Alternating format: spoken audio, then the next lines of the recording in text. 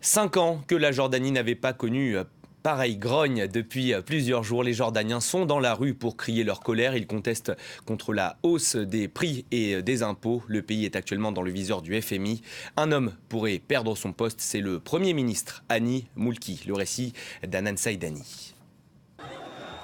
À quelques mètres des bureaux du Premier ministre jordanien, la police repousse les manifestants.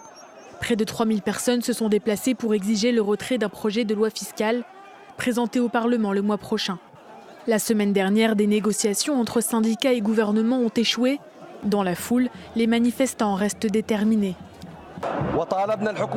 Nous demandons au gouvernement le retrait de ce projet de loi sur les impôts parce que c'est une loi imposée par le Fonds monétaire international et nous nous opposons à toute loi étrangère mise en œuvre en Jordanie.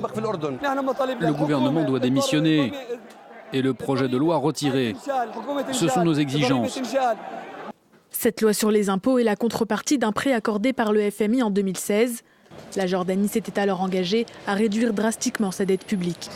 La réforme prévoit une hausse des impôts de 5% pour les particuliers. Les foyers les plus modestes, exemptés jusqu'ici, se verront eux aussi imposés.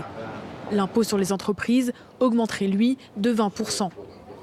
Et pour tenter de rassurer la population, le gouvernement a même mis en place un simulateur de calcul dans un pays où seulement 4 à 5% des citoyens sont imposables. D'autres mesures prévoyaient une augmentation du prix du gaz et de l'électricité. Mais devant l'étendue des manifestations, le roi Abdallah a décidé de geler les prix par décret. Depuis le début de l'année, le prix du carburant a lui été augmenté à 5 reprises. Dans le pays, selon des chiffres officiels, 20% des Jordaniens vivent à la limite du seuil de pauvreté.